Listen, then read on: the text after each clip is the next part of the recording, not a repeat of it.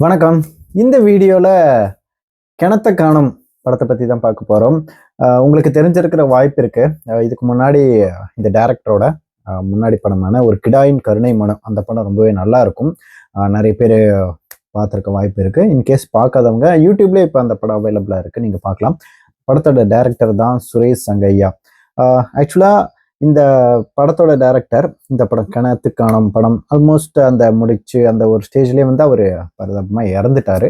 அதுக்கப்புறம் ரொம்ப நாள் கழிச்சு தான் இந்த படம் அப்படி இப்படிலாம் ஒர்க் முடிச்சு ரிலீஸ் பண்ணியிருந்தாங்க. தியேட்டர்ல இந்த படம் வந்தப்போ பெருசா நோட் பண்ணலை. ஏன்னா இந்த படத்தோட சில மற்ற படங்கள்லாம் வந்து பெருசா கண்டுக்கலை. அதுவும் இல்லாமல் அந்த டைம்ல துரந்தர் 2 மாதிரி பெரிய பெரிய படங்கள்லாம் வந்ததுனால இந்த படம் வந்ததுன்னு தெரில, போனதுன்னு தெரில. ரொம்ப நாள் கழிச்சு தான் ஓடிடியில் இப்போ வந்திருக்கு, ஜியோ ஹாட் ஸ்டார்ல. சரி, அந்த படம் கண்டிப்பாக பார்த்தாகணும்னு நான் பார்த்துருக்கேன். இந்த படத்தை பற்றி அவங்ககிட்ட பேசணும்னு நினச்சிருக்கேன். சரி, ஓகே. இந்த படத்தோட கதை என்னன்னா, சவுத்தில் ராமநாதபுரம் மாதிரி டிஸ்ட்ரிக்ட்ல ப்ரெசன்ட்லியே இந்த தண்ணி பஞ்சம்லாம் ரொம்ப அதிகமாக இருக்கும்ல. அங்கே அந்த மாதிரி ஒரு வில்லேஜில் தான் தண்ணி பஞ்சம். ஊரில் வந்து ரொம்பவே தண்ணி இல்லாமல் கஷ்டப்படுறாங்க. அந்த தண்ணி வேணும்னு சாமி கும்பிட்றது, இந்த பொழப்பெல்லாம் சுற்றிக்கிட்டு இருக்காங்க ஊரில் இருக்கிற அந்த மக்கள்லாம். என்னதான் மனம் எழுதி கொடுத்தாலும் பெருசாக எங்கேயும் இந்த கண்டுக்கலாம். அந்த ஊரில் மீன் கதாநாயகனா ஒரு மெயின் கேரக்டராக இருக்கிறது தான் யோகி பாபு. அந்த ஊர்லேயே பூசாருன்னு சொல்லிட்டு கோயிலெல்லாம் பூஜை பண்ணுறது, இந்த மாதிரி விஷயங்கள்லாம் பண்ணிட்டு இருக்காரு.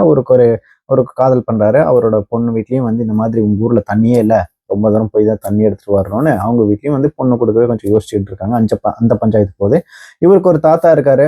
எகைன் அவரும் கொஞ்சம் அந்த விஷயங்களெல்லாம் சுற்றி கதை நகருது. இருந்தாலும் ஒரு கட்டத்தில் என்ன ஆகுதுன்னா, இவங்க ஊர்லேயே அந்த தண்ணிக்கான ஏற்பாடு செய்யறங்கிற பேர்ல கிணத்து தோண்டலாம் அப்படின்னு அந்த கிணத்து தோன்றவங்க அந்த கண்டுபிடிப்பாங்கல்ல அந்த நீரோட்டத்தை, அவங்களாம் கூப்பிட்டு வந்து செக் பண்ணும்போது யோகி பாபு அவங்களோட வீட்டுக்கு முன்னாடி இருக்கிற பிளேஸ்ல தண்ணி இருக்குன்னு கண்டுபிடிக்கிறாங்க ஊர்க்காரங்க. அதே மாதிரி யோகி பாபு கிட்ட கேட்டு அவர் பெருசா ஒத்துக்கலாம் ஃபர்ஸ்ட் அந்த அடுத்த போர் போடுறதுக்கு. கடைசியில் அவங்க தாத்தா என்ன பண்ணாங்கன்னா, போர்லாம் போட வேணா, கிணத்த வெட்டுங்க அப்படின்ற மாதிரி ஒரு போயம்லாம் சொல்லி கிணத்த வெட்டுறதுக்கு ரெக்கமெண்ட் பண்ணி கடைசியில் யோகி பாபு ஒரு வழியா ஒத்துக்க வச்சு கிணத்த தோண்ட அந்த ஊர்க்காரங்களா ஆரம்பிக்கிறாங்க. கிணத்தை தோண்டிட்டு இருக்கிறப்போ கண்ணில் அவங்களுக்கு ஒன்று தென்படுது. என்னன்னு பார்த்தா எலும்பு மாதிரி ஒரு விஷயம் தென்படுது. அது எதோட எலும்பு, அதோட படத்தோட அந்த டைட்டில் லோகோலயே இருக்கும். அதோட படிமம் அப்படின்னு சொல்றாங்க. அதுக்கப்புறம் உடனே இந்த விஷயம்லாம் தெரிஞ்சு கவர்மெண்ட்லாம் வந்து ஆராய்ச்சி பண்ண அந்த இடத்துல இறங்கி அந்த வேலையை பார்க்குறங்கிற பேர்ல வேலையை ஆரம்பிச்சிடறாங்க. இவங்களுக்கு இன்னும் சிரமமாகுது. இவங்களுக்கும் தண்ணி கிடைக்கிற விஷயத்துலையும் பஞ்சாயத்து ஆகுது. இது இன்னும் பெரிய பிரச்சனையாகி அடுத்தடுத்து என்னென்ன ஆகுதுன்றதான் மிச்ச படத்தோட கதை. ஆக்சுவலா இந்த படத்தோட கான்செப்ட், இந்த கதை போற போக்கே கொஞ்சம் அந்த கட்டத்துல இருந்து கொஞ்சம் இன்ட்ரெஸ்டிங்கா என்ன ஆக போகுதுன்ற ஒரு இது இருந்தது. இத்தனைக்கும் அது ஜஸ்ட் லைக் தட் ஒரு டிராமாவை தாண்டி ஒரு விஷயத்த பிரச்சனையை சொல்றதை தாண்டி ஒரு டிஃப்ரெண்ட் கான்செப்ட்னு ஒன்று இருக்குல்ல. இதுல கிடாயின் கருணை மனம் ஆகட்டும், இந்த படத்துல அந்த அபிசா, சரி இதுல என்ன இருக்கு, ஸ்பாய்லர், ஒரு டைனோசரோட படிமம்ன்ற மாதிரி விஷயங்கள்லாம் சில ஒரு மாதிரி ஃபேண்டசி இதா இருந்தாலும் அந்த விஷயங்கள்லாம் கொஞ்சம் நல்லா இருக்கு. பட் அகைன் அந்த டாக்டர் கேரக்டர்ல வருவாங்களே, டக்குன்னு அவங்க பேர் மறந்துடுச்சு, நிறைய படத்துல இருக்கலாம். அவங்க கொஞ்சம் நல்ல கேரக்டர் பண்ணிருந்தாங்க. பட் அன்பார்ச்சுனேட்டா இந்த படத்துல அவங்க கொஞ்சம் இரிட்டேட்டிங் கேரக்டர் பண்ணியிருந்தாங்க. நிறைய பேர் பார்த்துட்டு இந்த படத்துல தான் எங்களுக்கு இந்த பிடிக்கல, ரேச்சல் இருப்பாங்க அவங்க அந்த கேரக்டரும் நிறைய பேர் இந்த கேரக்டர் பார்த்தாலே கொஞ்சம் கோவம் வர மாதிரி இருக்கு அப்படின்ற மாதிரி நிறைய பேர் போட்டாங்க, இன்க்ளூடிங் மீ.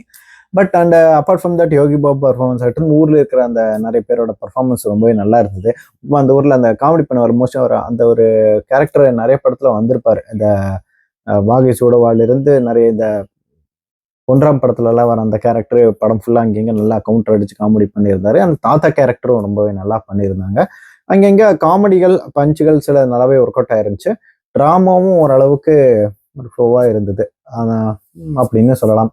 பாடல்கள் பெருசா எதுவும் இல்லை, நிவாஸ்கே பிரச்சனை போட்டிருக்காரு. பட் எதுவுமே பெருசா எதுவுமே நிக்கிற மாதிரி இல்லை. அப்பார்ட் ஃப்ரம் தட் கிளைமேக்ஸ் முடிக்கிறதும் ஜஸ்ட் லைக் தட். இது ஒரு நம்ம என்ன எதிர்பார்த்த ஒரு வெல் குட் மேடு அந்த மாதிரி இல்லைனாலும் ஓரளவுக்கு டீசென்டான ஒரு படத்தை கொடுத்துருக்காங்க. மொத்தமே ஒரு 2 மணி நேரம் ஓடக்கூடிய இந்த படம் பெருசா போரும் அடிக்கலாம், பெருசா எங்கேயும் பெருசா என்கேஜிங்காகவும் இல்லைன்னு தான் சொல்லணும்.